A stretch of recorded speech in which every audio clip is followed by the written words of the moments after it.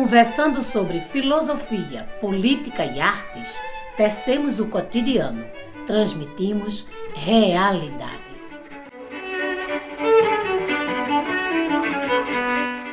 Olá, este é o programa Realidades. Meu nome é Bárbara Bastos, professora de administração da UFPE, e o nosso tema de hoje é a tragédia climática no Rio Grande do Sul. Para abordar o tema, estarei fazendo uma entrevista junto com Lucas Casagrande, professor da Universidade Federal do Rio Grande do Sul, e em seguida conversaremos com duas convidadas para dar um panorama geral do caos no Rio Grande do Sul. Você que está na região metropolitana do Recife pode nos acompanhar pela 99.9 Universitária FM, também disponível para outras cidades pelo site radio.ntvru.ufpe.br ou ainda nos melhores agregadores de podcast. Lucas, eu queria pedir para começar você explicando para a gente o que é que aconteceu, né? Então, o que foi esse evento aí que começou numa parte do estado, quando a gente viu estava tudo alagado, então explica para a gente. Olá, Bárbara. Obrigado pela oportunidade aqui.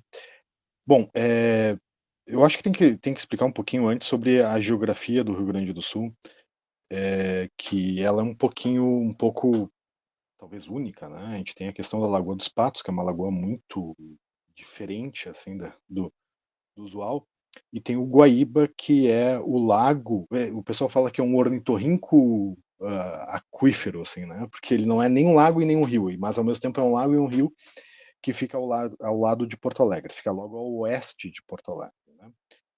E no Guaíba, o Guaíba recebe águas de 5 rios, né? De 5 grandes rios do Rio Grande do Sul, que basicamente compreendem quase metade de toda a extensão territorial do Rio Grande do Sul, né? Que são os rios. Vamos lá, Jacuí, Taquari, Sinos, Caí e Gravataí, tá? São 5 rios.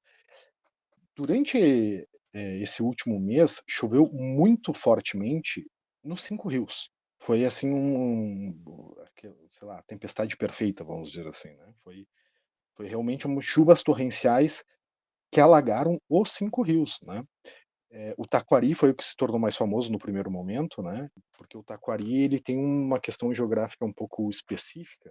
Boa parte dele passa por uma espécie de desfiladeiro, né? Como se ele estivesse correndo numa espécie de canyon, assim, né?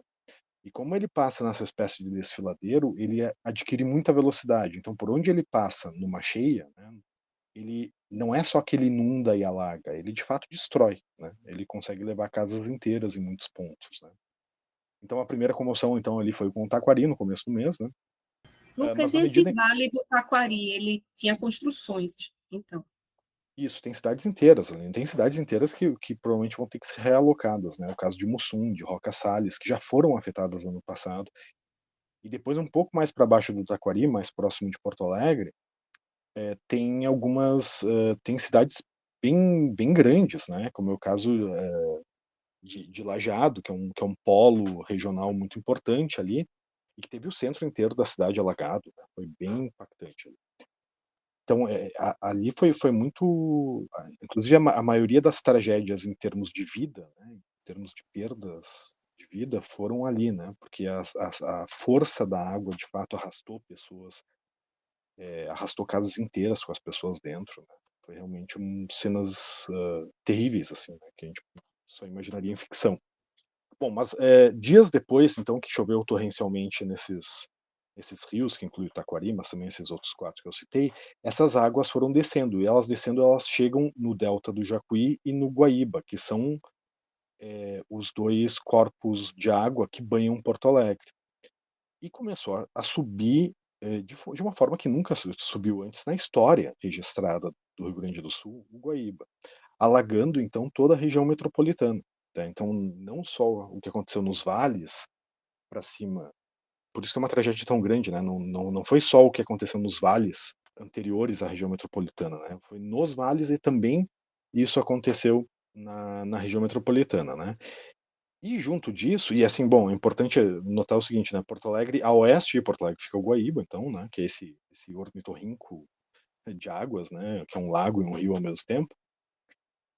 Ao norte de Porto Alegre fica o Gravataí. Então, Porto Alegre ficou mais ou menos sitiada, ficou ilhada com o transbordamento desses corpos de água, né?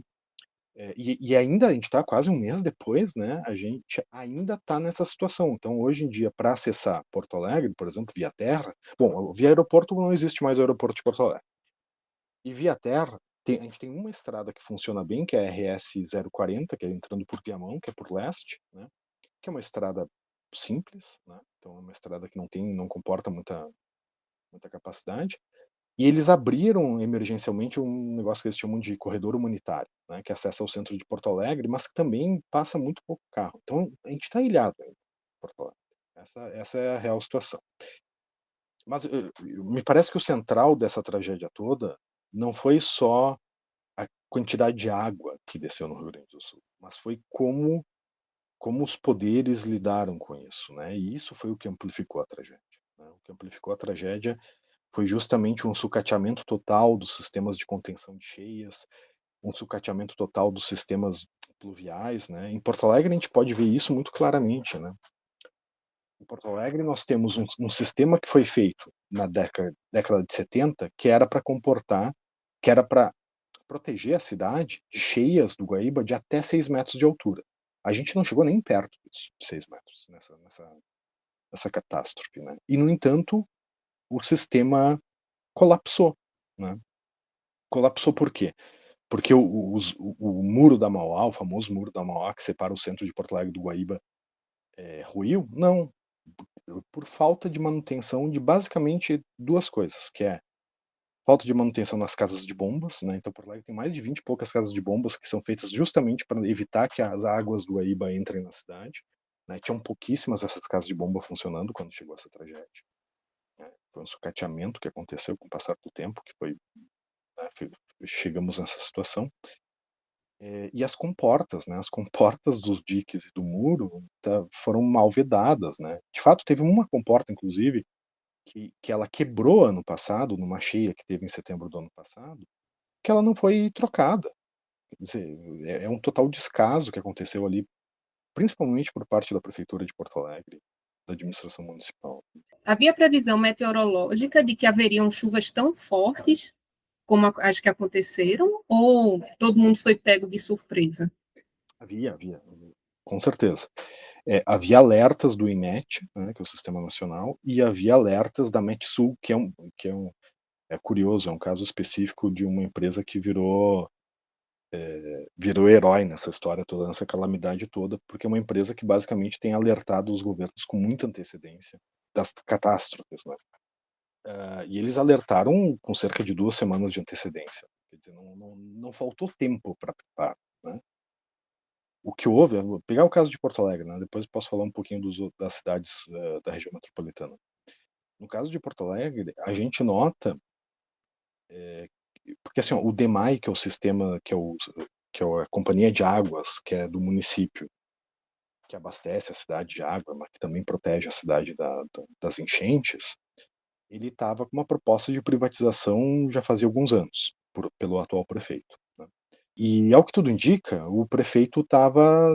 É uma coisa, né, Bárbara, que a gente nota isso muito no Brasil inteiro. Né?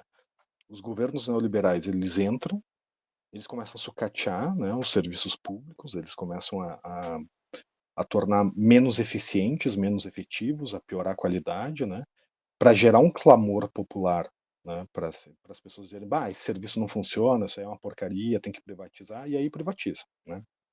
A gente estava nesse momento em Porto Alegre, onde estava se sucateando completamente o DEMAI, para então que pudesse se vender. Né? E aí veio essa, essa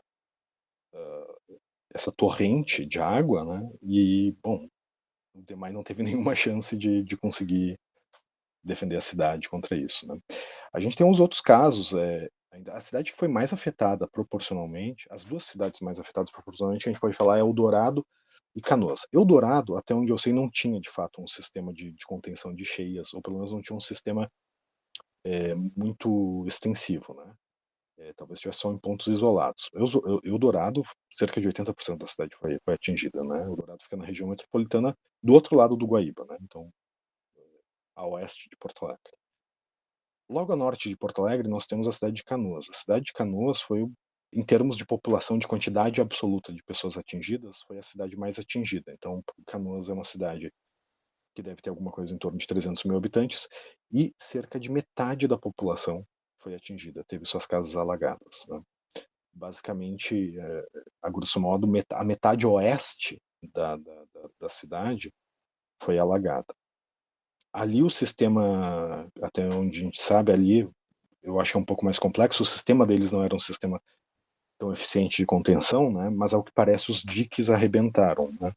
Na medida em que os diques arrebentaram, a água entrou para dentro desses bairros que ficam da zona oeste de Canoas, né? Depois nós temos o caso de São Leopoldo, Novo Hamburgo, que fica mais ao norte, né? É o final da região metropolitana ao norte, no qual, assim, rolou uma coisa muito absurda, né? Porque as duas cidades, elas estão à margem do Rio dos Sinos, né?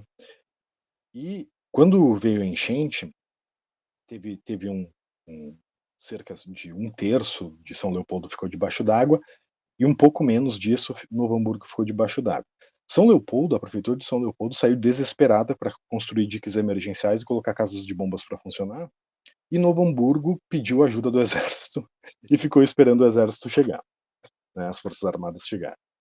Quando as forças armadas, cerca isso de uma semana, 10 dias depois, estavam chegando em Novo Hamburgo para analisar o que poderia ser feito, né, São Leopoldo já estava invadindo, já tinha invadido o território de Novo Hamburgo e começado a construir diques dentro de Novo Hamburgo para poder resolver a situação. Inclusive, aparentemente vai rolar alguma briga judicial aí entre os dois municípios. De um lado, Novo Hamburgo alegando que São Leopoldo não poderia ter feito isso, e de outro lado, São Leopoldo dizendo que Novo Hamburgo foi imprudente ou foi, enfim, alguma coisa nesse sentido, né? Não sei o que vai acontecer. Lucas, queria que você explicasse para a gente a abrangência e a dimensão da destruição que a enchente causou. Então, principalmente assim, em Porto Alegre, que é onde você mora, como é que estão as coisas, o que é que voltou a funcionar ou não? A abrangência da destruição é uma coisa que eu jamais imaginei. Assim. É impossível exagerar nesse sentido, sabe? Porque destruiu coisas que a gente imaginava que até então não eram possíveis, alagou áreas que a gente até então imaginava que eram impossíveis de serem alagadas. E aí tem uma questão interessante. Eu comentava antes que choveu fortemente em toda a bacia da Lagoa dos Patos, Guaíba, né? Choveu muito fortemente. Embora essa bacia ela represente alguma coisa em torno de metade da área do Rio Grande do Sul, ela é onde fica 90% da população do Rio Grande do Sul. Então choveu onde as pessoas estão, né? Alagou onde as pessoas estão, né? A gente pode falar tranquilamente que 90% da população do Rio Grande do Sul foi impactada direta ou indiretamente por esse horror que a gente está vivenciando, né? Pegar na região metropolitana, por exemplo, eu acho que a gente fica até um pouco, a gente não fica mais surpreso com tragédias no Brasil, né? De tantas que acontecem, deslizamentos, coisas assim, né? Mas eu acho que o que teve de diferente é que não alagou só áreas irregulares, por exemplo, não alagou só áreas que se imaginava em perigo. Alagou regiões históricas, alagou regiões industriais, destruiu regiões inteiras tradicionais de Porto Alegre, de Canoas, de São Leopoldo, enfim, de diversos municípios, né? Pegar, por exemplo, a indústria de Porto Alegre, que já era uma indústria que estava em decadência, né? Uma cidade em desindustrialização constante. Praticamente toda a indústria de Porto Alegre foi alagada. A gente está pegando toda a região industrial ali, o quarto distrito, que fica no norte, a região da CIS Brasil, mais para o nordeste, né, do município de Porto Alegre, que são as regiões mais industriais, alagaram todas, né? A gente tem lugares históricos, né? A gente tem um mercado público, por exemplo, de Porto Alegre, que é um mercado público mais antigo que a gente tem de pé, né, no país, e é um mercado público de verdade, assim, é um lugar, ele não é um mercado, não é como o mercado municipal de São Paulo, que é um mercado turístico, né? O mercado público de Porto Alegre é de fato onde as pessoas fazem feira, onde as pessoas, né, vão comprar coisas para o seu dia a dia e tal, né? Ele alagou de passar de 1,5 m, né? Quer dizer, o térreo foi completamente destruído, né? O segundo andar né? Não chegou água ali, mas no térreo foi completamente destruído. A prefeitura de Porto Alegre foi destruída. Desculpa, não foi destruída, né? Foi alagada, mas muita coisa se perdeu ali. Na universidade, né, na Federal do Rio Grande do Sul, a gente teve o prédio da Escola de Administração que alagou, chegou na altura mais ou menos da fechadura, né? A gente perdeu computadores, a gente perdeu boa parte da biblioteca, eu diria que mais da metade dos livros. Enfim, perdemos uma série de coisas que tinham ali. Enfim, é difícil imaginar, né? E hoje a gente está numa rotina que parece um dia da marmota, né? Porque não baixa a água. A gente vai fechar um mês, né? E aí quando baixa um pouquinho, aí chove de novo, aí sobe, né? Então a gente está num eterno esperar que as coisas retornem a uma normalidade para ver quais são os danos de fato, mas esse dia não chega. Vamos parar para um breve intervalo e continuaremos conversando com mais duas convidadas, Vanessa e Aline, para entender melhor o que aconteceu com essas enchentes do Rio Grande do Sul. Até já!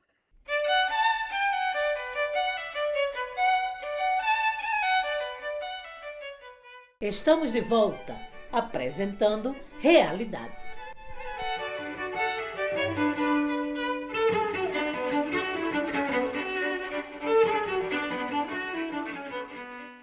Olá, voltamos ao programa Realidades. Meu nome é Lucas Casagrande, professor da Universidade Federal do Rio Grande do Sul, e o nosso tema de hoje é a tragédia climática no Rio Grande do Sul. Junto com a Bárbara Bastos, conversaremos agora com Aline Engueroff da Rosa, eu não sei se eu pronunciei certo, professora de língua portuguesa e estudante de administração pública e social da Universidade Federal do Rio Grande do Sul. A Aline, ela reside em Canoas, na região metropolitana de Porto Alegre, e tal como milhares de pessoas no Rio Grande do Sul, foi impactada diretamente pela enchente. Hoje ela nos relata em primeira mão a sua experiência. Você que está na região metropolitana do Recife pode nos acompanhar pela 99.9 Universitária FM, também disponível em outras cidades pelo site radio.ntvru.fpe.br ou ainda nos melhores agregadores de podcast. Boa tarde, Aline. Obrigado por aceitar essa conversa. Você está salvo? Como é que está a tua situação no momento? Boa tarde, Lucas. Boa tarde, Bárbara. Primeiramente, eu quero agradecer o convite para dividir as minhas experiências nesse momento pelo qual eu e milhares de gaúchos estão passando. Graças a Deus, estou a salvo. Estou na minha casa. Eu sou moradora do bairro Harmonia, de Canoas. Fui diretamente atingida pela enchente. Não esperávamos. Canoas é uma cidade rodeada por rios. E antes de ser Canoas, ela era a Fazenda Gravataí. Aconteceu em 1873, quando ainda era Fazenda Gravataí, uma enchente.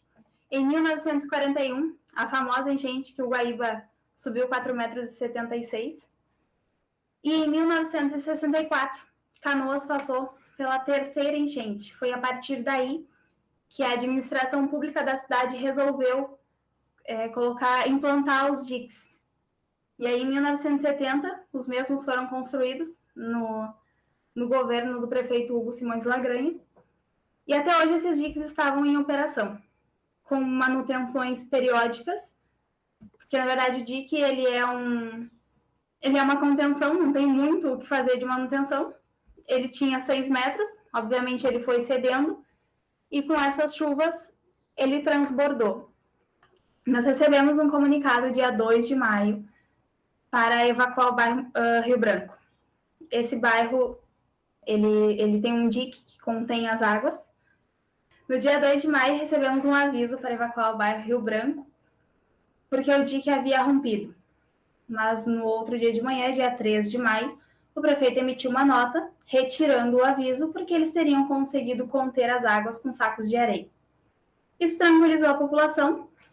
Nesse mesmo dia, próximo ao meio-dia, recebemos mais um aviso de evacuação do bairro Matias Velho, por um possível rompimento do dique. Pediram para evacuar até 6 ruas antes da minha, mas em momento algum pediram para evacuar o bairro Harmonia. As ruas começaram a encher. Ao final da tarde, aí pelas 5 horas, eu saí e fui até a Matias Velho. As ruas estavam secas. Então, nós constatamos que seria boatos, né? Pessoas divulgando informações falsas para assustar. Até porque a última enchente em Canoas foi há 60 anos atrás, como eu comentei, em 1964. Dia 3 de maio, aí pelas 6h30, 7 horas da noite, as ruas começaram a encher, inclusive a minha rua. E ainda assim a gente não acreditava, porque isso nunca aconteceu. E até esse momento o prefeito não havia pedido evacuação do nosso bairro, porque são bairros diferentes. Pediram para evacuar o Mato Grande, a Rio Branco, a Matias, mas em momento algum a Harmonia. Já às 9 horas da noite, a água já estava na frente da minha casa, já estava na altura do joelho, quando passou um caminhão aqui na frente pedindo urgentemente para que evacuassem as casas. Não tinha mais o que fazer, não dava mais para sair com o carro, a não ser caminhando. E aí as famílias que têm pessoas especiais em casa, como a minha, fica impossível sair. Como vai sair com uma pessoa especial, carregando ela no colo, uma pessoa idosa carregando no colo, não podendo molhar a pessoa. Fica difícil a locomoção. Mas os dias foram passando, o pico da cheia aqui foi no domingo pela manhã, quando a água estabilizou em 2,20 metros, com 1 metro de folga até entrar no espaço onde nós estávamos. Conseguimos ficar no segundo piso, salvamos coisas básicas como fogão e geladeira para nos manter, e o gás, obviamente, mas a partir daí, a população muito, muito angustiada, e o meu vizinho, ele mora sozinho, então ele acabou vindo aqui para casa, enfim, a pessoa sozinha fica totalmente transtornada, veio para cá, a gente começou a conversar e ele queria muito sair, mas não queria nos deixar aqui. E aí passou um barqueiro, muito gentil, que convidou ele para, enfim, ir para um lugar seco. Ele foi, logo atrás veio outro barqueiro nos assustando, dizendo que a água subiria mais de 3 metros. Se a água subisse mais de 3 metros, nós estaríamos afogados, porque a gente só tinha 1 metro de folga, digamos assim. Mas graças a Deus passou, a água desceu 1,43 metro, desses 2,20 que ela subiu, desceu 1,43 metro e voltou a subir de novo. Quando ela voltou a subir, ela subiu 83 centímetros e já não passava mais barcos aqui na volta, porque começou a encher o bairro Niterói, e eles começaram a focar neste bairro e esqueceram do bairro Harmonia, esqueceram que tinham pessoas em casa, então não chegava mantimentos, não chegava resgate, e nós ficamos aqui a ver navios. A água chegou a 83 centímetros, começou a descer, e faz 4 dias que a água está descendo em constantes. Vieram bombas de diversos lugares para Canoas, para ajudar no escoamento. Nós tivemos na Matias Velho um primeiro motor-bomba, escoando 1.000 litros de água por segundo. E agora chegaram as bombas da Sabesp. Uma já temos instalada na Rio Branco, a qual expelem 2.500 litros de água por segundo. Mas resumindo, graças a Deus estou a salvo, mas muitos dos meus vizinhos não. Eles saíram e estão sem casa, sem carro, sem roupa, sem absolutamente nada, e estão tendo que viver na casa de amigos e familiares, porque os abrigos de Canoas estão lotadíssimos. Só para esclarecer, Aline, quando tu fala da altura que a água subiu, né, vocês residem numa casa que tem um segundo piso, né, então vocês conseguiram se refugiar nesse segundo piso, e o primeiro piso ficou completamente inundado? Como é que foi? O primeiro piso ficou completamente inundado, perdemos tudo que tinha lá, e como eu disse, apenas com 1 metro de folga para chegar no segundo piso. Então as escadas ficaram praticamente tomadas de água, a gente tinha aí 2, 3 degraus, que a gente ficava observando para ver se a água ia subir ou não, para a gente poder, daqui a pouco, chamar algum resgate de emergência. Além disso, fizemos vários contatos com a Defesa Civil, porque no segundo dia que a água começou a subir, nós nos apavoramos, a gente nunca viu algo do tipo, e a Defesa Civil, em momento algum, me respondeu.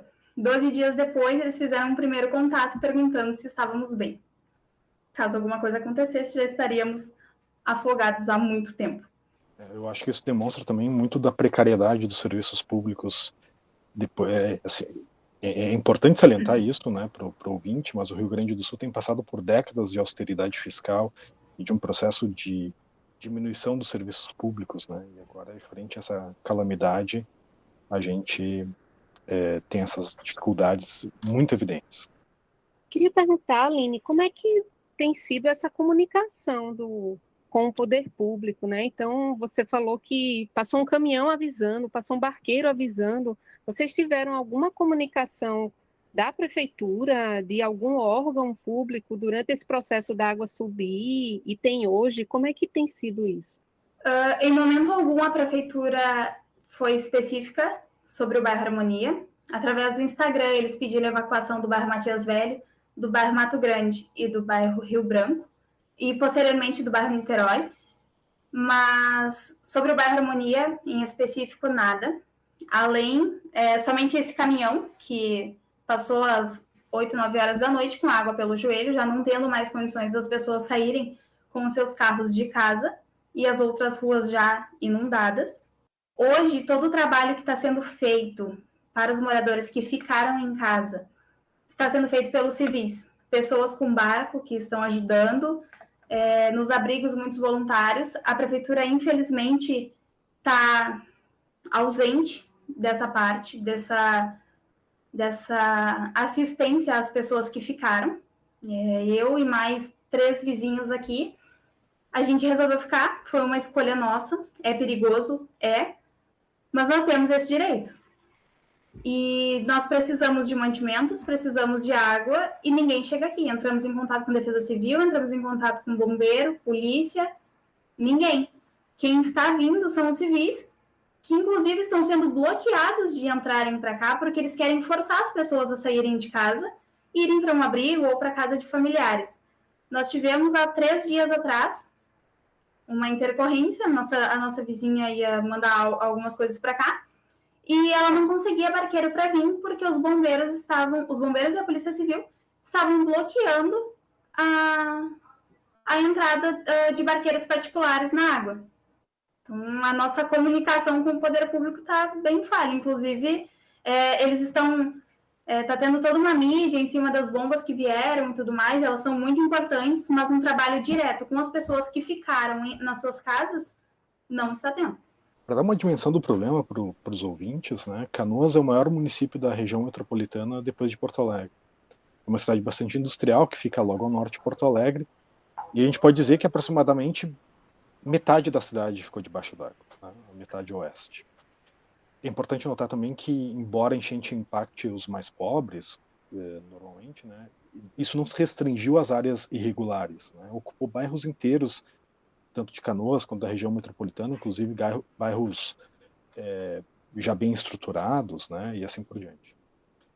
E, então, Aline, eu queria te perguntar como é que tem sido aí a rotina de vocês para conseguir mantimentos, para conseguir...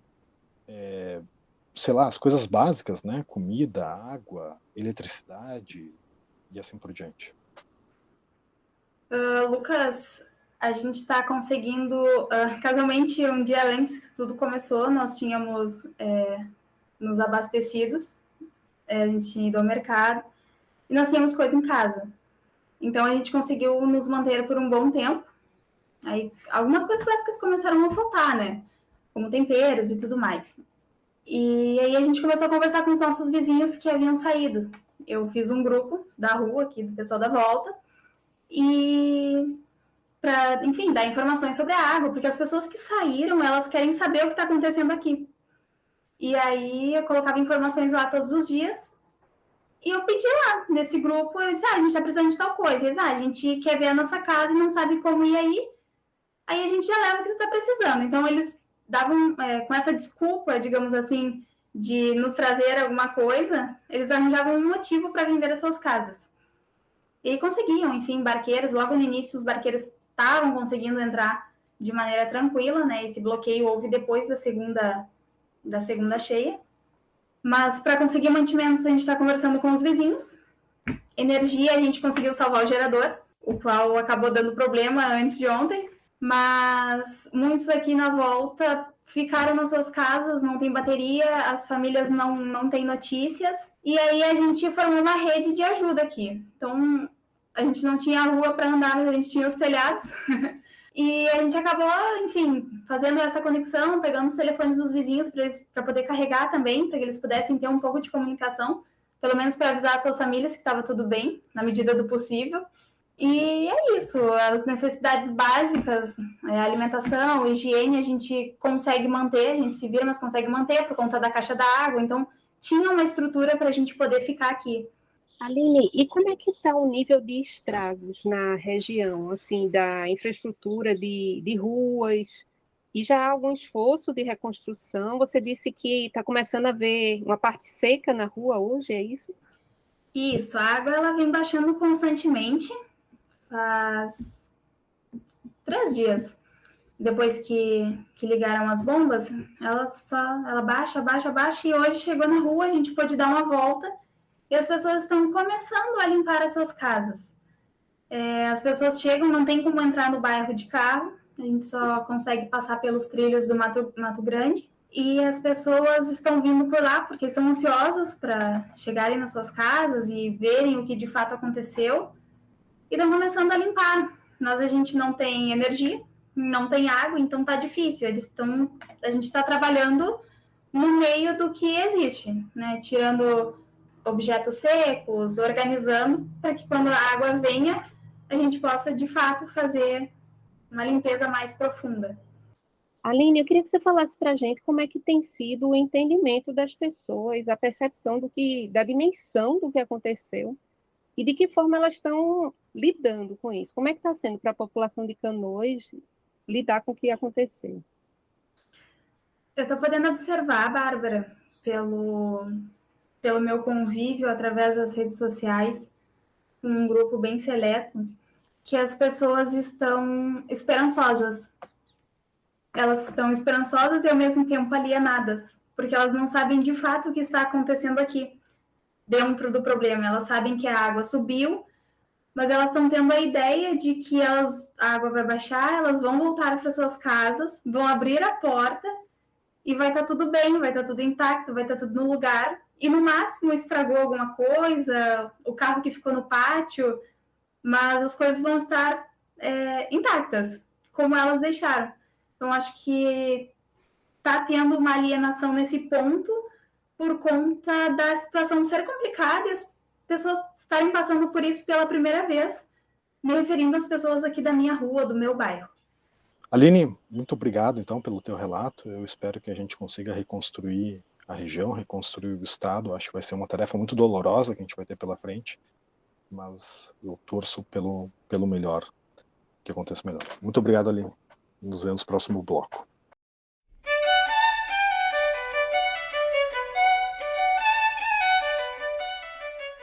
Estamos de volta, apresentando Realidades.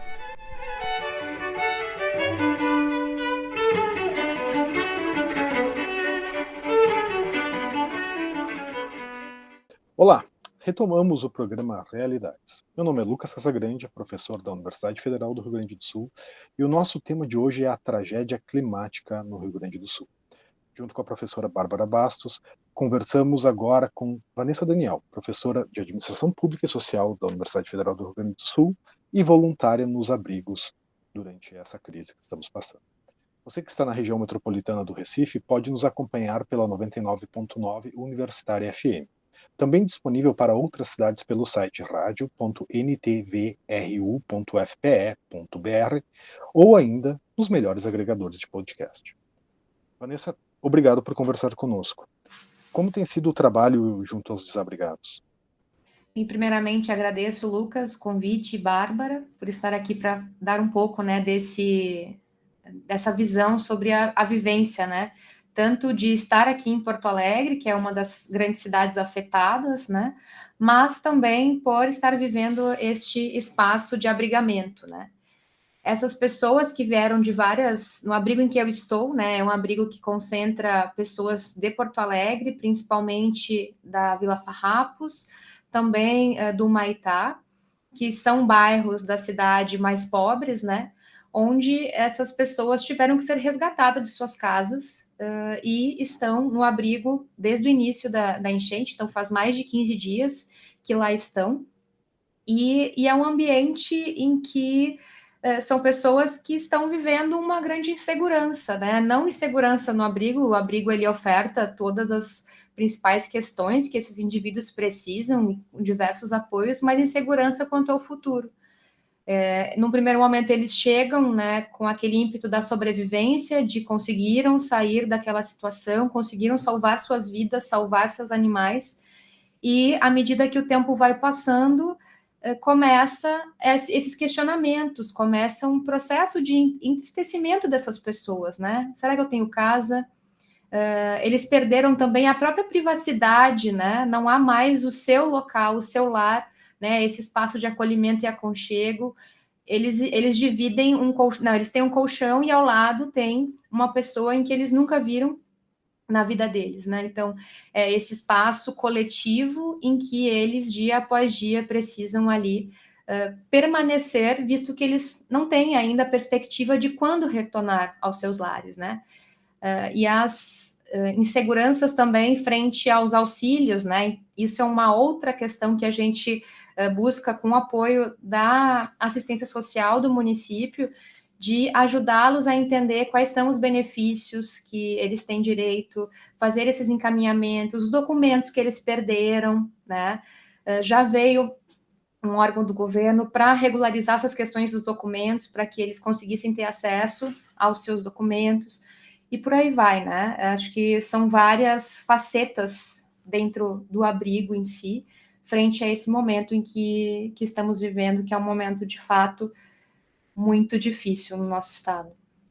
Vanessa, eu queria que você falasse um pouco das questões psicológicas dos desabrigados. Então, como é que estão as pessoas nesse aspecto?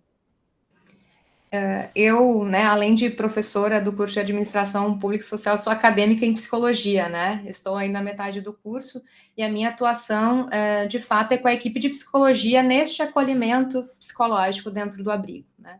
Então, a gente tem casos, por exemplo, de pessoas que vêm com transtorno de estresse pós-traumático, só o barulho da chuva já desencadeia sentimentos de insegurança e medo do que pode acontecer, pessoas que já vinham com as suas questões psicológicas a priori, né, com seus tratamentos, e que estar nesse espaço também configura um momento de profunda tristeza, né? Então, acho que o nosso grande trabalho com essas pessoas é tentar, de alguma maneira, reduzir o sofrimento delas, com uma escuta acolhedora, e uma escuta não julgadora, né, de ouvir essas pessoas, acolher essas pessoas e aquilo que é possível dar encaminhamentos de que a gente consiga, né, seja por meio da assistência social, seja porque há um familiar que está em outro abrigo que eles não têm contato, de conseguir estabelecer essa relação, se há um familiar que acabou sendo internado devido a questões e consequências, né, de ter sido exposto a essa cheia, de conseguir essas inter-relações com os hospitais, para dar a informação a esse abrigado, para acolher todas essas dores que estão ali latentes, né? E dentro, especificamente do abrigo em que eu estou, a gente tem uma equipe de profissionais da área da saúde, todos voluntários, né? E temos psiquiatria, né? Temos um profissional da psiquiatria que é responsável também, que acompanha os pacientes, porque muitos deles já tinham acompanhamento com CAPS, muitos não, né? Mas algumas dessas pessoas já tinham acompanhamento com a questão da saúde mental dentro da rede de atendimento à saúde do município. Então, tendo também essas interseções, né? De acionar o CAPS da pessoa, para que o CAPS traga a medicação que já era administrada, também aconteceu dentro deste processo, né? Mas é um período em que tem pessoas que lidam bem, né? Acho que até nessas formações que a gente faz sobre a questão de acolhimento psicológico em desastres, né? Vai dizer que desse efetivo de pessoas que foram afetadas, 25% destas podem vir a desenvolver transtornos, né? Então, nós temos em torno de 2 milhões, eu acho, de pessoas diretamente afetadas no estado como um todo, né, com essa cheia. E nesse sentido, acho que agora, quando começa esse processo de baixar as águas, de ver a realidade, é que essas pessoas também vão precisar de acolhimento, não só no abrigo, porque no abrigo eles ainda estão imaginando o que virá, né, pela frente. mas eles têm ali atividades, oficinas que às vezes a gente consegue ofertar para tentar distraí-los, né? É o dia inteiro estando naquele ambiente confinado, então às vezes a gente consegue uma oficina de crochê, uma oficina para de fato eles aprenderem algo, né, que possam desempenhar ali dentro do abrigo, as conversas entre eles, né, e a gente da psicologia está sempre circulando e observando muito o espaço, porque acontece de falecer algum familiar dentro desse contexto, né? Então, uma pessoa que já estava fragilizada vai viver outro luto, além do luto da enchente, né? Da perda desse espaço, da sua casa, do seu espaço, da perda de um familiar dentro deste processo, né? São duas perdas importantes. Então, a psicologia ela está sempre atenta, a gente trabalha em 3 turnos, né? Todas e todos, né? Voluntários. Óbvio que por eu ser hoje uma estudante de psicologia, eu tenho supervisão dentro desse processo, né? Com psicólogas no espaço, em que a gente discute os casos, vê possibilidades de encaminhamentos, e está sempre vigilante, né?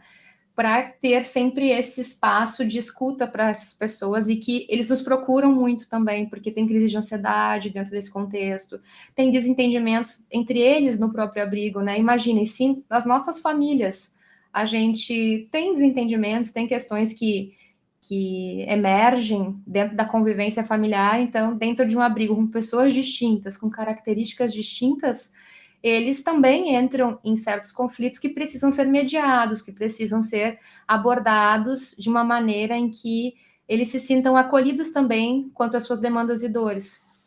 É um processo dia após dia, né? Cada dia a gente tem novos desafios, mas o nosso trabalho é justamente buscar reduzir o sofrimento dessas pessoas dentro desse contexto confinado.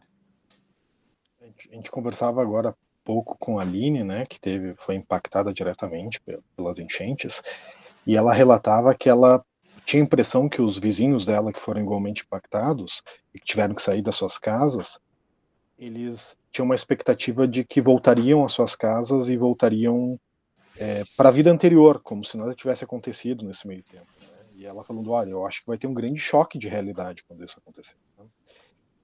E nesse sentido me parece muito claro que a gente está vivendo aquilo que no primeiro momento parecia uma crise aguda, está me parecendo cada vez mais claro que vai ser uma crise crônica, vai ser uma crise que vai demorar muito tempo para a gente se recompor, para as pessoas se recomporem, né, de uma forma minimamente decente, né? E nesse sentido, assim, do que eu vejo, né, desde o começo, teve uma grande vontade, uma boa vontade, né, da sociedade, das pessoas em ajudarem, né, no primeiro momento.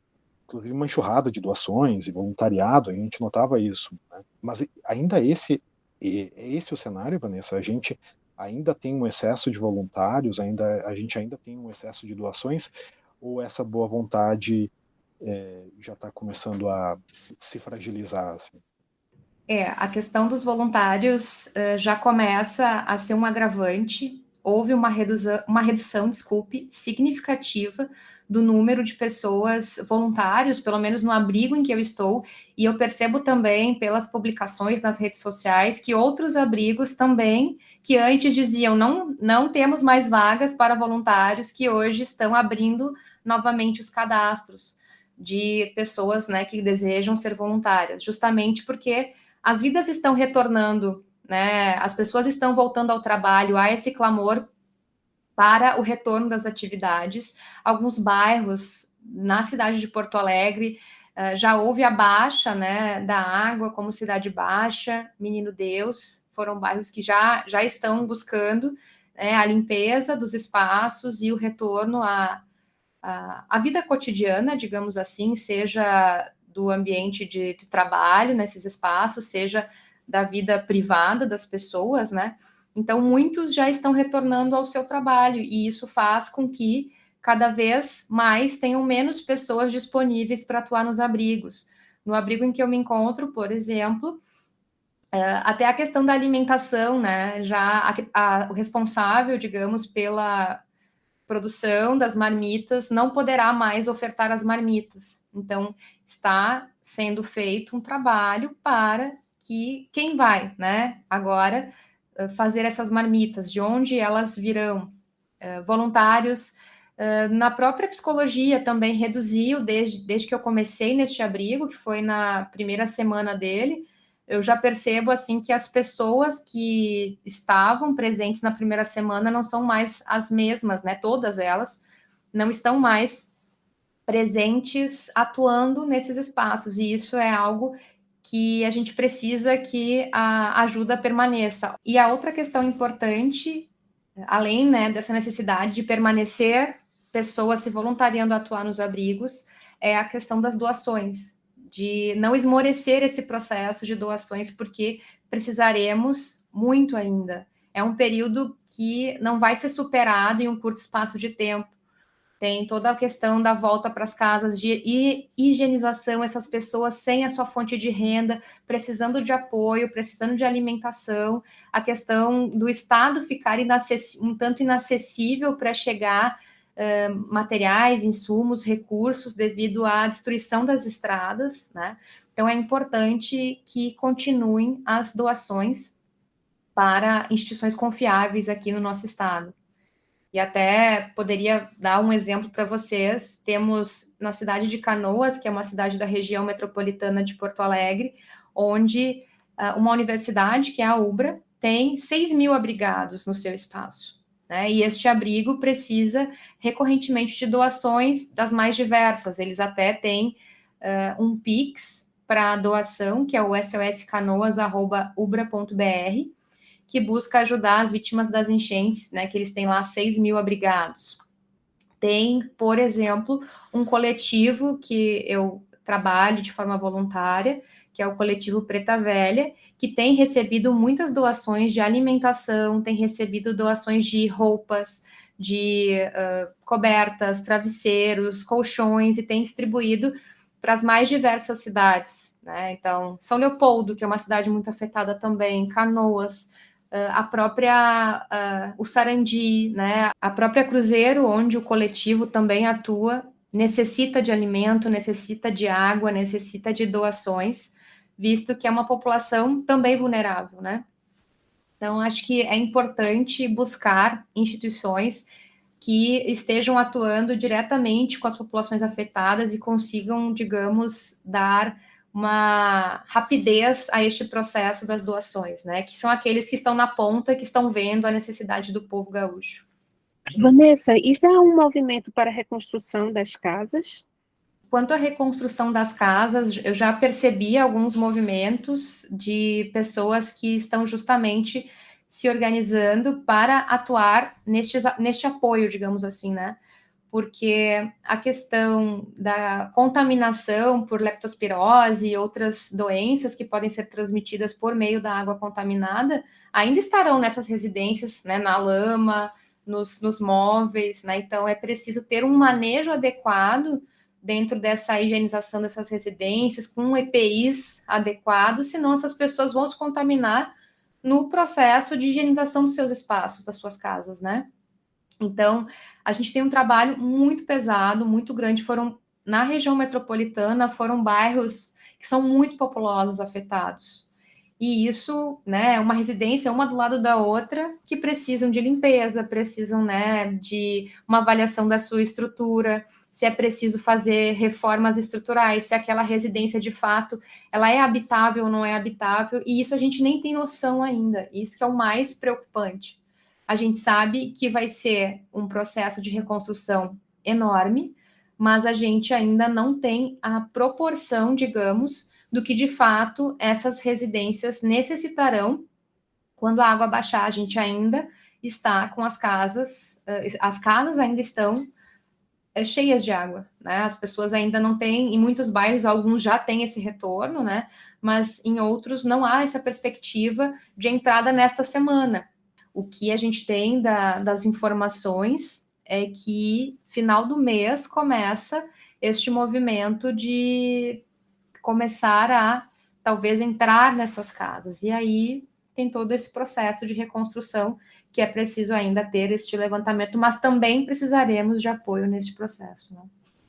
Penso que esse vai ser o o grande teste, né? Como é que a gente vai reconstruir, como é que a gente vai se organizar socialmente para que a gente consiga, então, fazer com que as pessoas voltem a ter um mínimo de dignidade, né? Voltem a ter suas casas, as suas camas, né? Quer dizer, o básico foi tomado pelas águas, né? Os colchões, as camas, né? Os móveis mais básicos, né? Isso certamente vai ser longo e muito doloroso. Para finalizar, Vanessa, tu teria para indicar se a gente tem algum ouvinte que queira ajudar, que ONG ou para onde que ele pode mandar doações ou ajuda? Olha, o que eu mencionei ali da Ubra Canoas seria um ambiente, um espaço, né, que as pessoas precisam de doação para esse período de abrigamento, não sei até quando esse abrigo ainda permanece, né, mas visto o efetivo de pessoas que ali estão, é um abrigo que ainda vai perdurar, digamos. Eu citei ali o coletivo Preta Velha, que é um coletivo que tem atuado muito próximo, assim, da comunidade e buscando ajudar não só Porto Alegre, mas cidades da região metropolitana, à medida que doações chegam, né, até a instituição. O Instituto Se Fosse Você também tem atuado com arrecadação de recursos e com bastante doações também para esses espaços. Teriam outros, né, não saberia elencar para vocês, mas há uma infinidade também de pessoas civis que estão disponibilizando, né, que estão fazendo um trabalho sério também, arrecadando recursos, fazendo doações, mas acredito que futuramente a gente também terá esse meio de reconstrução das casas, né? Ainda não tenho nenhuma informação de doação, mas seria também um outro processo que a gente vai viver logo ali, né? Em junho a gente vai começar isso. Óbvio que o Estado precisa agir, né? E já houveram aí manifestações do governo federal, também do governo estadual, quanto aos auxílios, né? A essas pessoas nesta reconstrução. E a gente precisa do Estado intervindo fortemente nessas questões de moradia, porque moradia é dignidade, como tu mesmo falaste, Lucas. Acho que a grande questão é ter moradia, é trazer dignidade à vida das pessoas, e isso não pode ficar, né, ser postergado, é preciso um trabalho rápido e um trabalho urgente frente a esse baixar de águas para restabelecer a população. Então, chegamos ao final do programa. Muito obrigado pelo seu valioso relato, Vanessa. Obrigada, gente. Foi muito importante ter esse espaço para vocês e agradeço mais uma vez a oportunidade. Esse programa foi apresentado por mim, Lucas Casagrande, e por Bárbara Bastos. Lembrando que você pode ouvir nosso programa todo domingo, às 18 horas, na 99.9 FM, na região metropolitana do Recife, ou pelo site radio.ntvru.fpe.br e também nos melhores agregadores de podcast quando quiser. Siga nossa página no Instagram, @realidadesufpe, ou onde você fica sabendo dos temas dos próximos programas e pode falar com a gente. E o nosso e-mail é realidades99.9@ufpe.br. Para você que nos ouviu até aqui, muito obrigado e até o próximo domingo.